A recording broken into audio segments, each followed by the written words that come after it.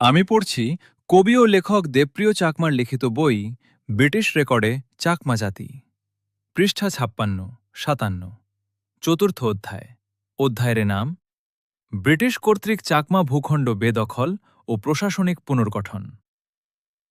তারপর চাকমা রাজার আরেক প্রজা ক্যাচচাই চৌধুরী পার্বত্য চট্টগ্রামের উত্তর অংশের জন্য সার্কেল চিফ নিয়োগ প্রদান করে চাকমা রানীর ক্ষমতাকে চূর্ণ করেন ও চাকমা ভূখণ্ড চাকমা রাজ্যকে দুই ভাগ করে ফেলেন।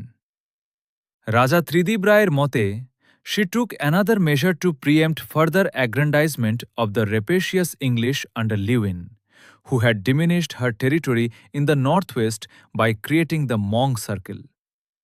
ব্রিটিশরা ভারত উপমহাদেশের রাজাদের ক্ষমতাকে ছিনতাই করেছে, যার অন্যতম শিকার চাকমা রাজা। কানুনগোয়ের মতে ১৮৮৪ সালে চাকমা রাজ্যের উত্তর অংশ নিয়ে নতুন মং সার্কেল গঠিত হয়। এভাবে চাকমা রাজ্য ক্রমশ সংকুচিত হতে থাকে। দক্ষিণের সীমানা ঠিক রাখার জন্য রানী কালিন্দী বোমাংয়ের সাথে চুক্তি করেন।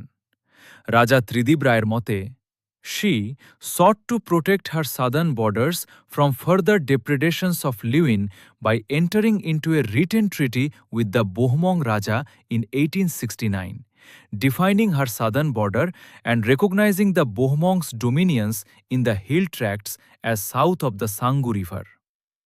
পার্বত্য চট্টগ্রাম আইন সংহিতা অনুসারে প্রশাসনিক বিভাজন সংক্রান্ত পরিবর্তনগুলো: সমগ্র পার্বত্য চট্টগ্রামকে মোট ৪টা সার্কেলে বিভাজন, যথা চাকমা, বোমাং, মং ও সংরক্ষিত বন সার্কেল।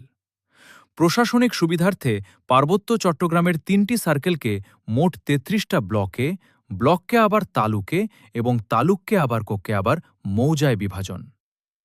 পাহাড়, বন জঙ্গল ও চাষযোগ্য জমি নিয়ে ২ বর্গমাইলের কম নয় ও ১০ বর্গমাইলের বেশি নয় এমন চাষযোগ্য জমি ও স্থায়ী গ্রাম সম্বলিত এলাকা নিয়ে মৌজা গঠন ও মৌজার সীমানা ম্যাপ তৈরি।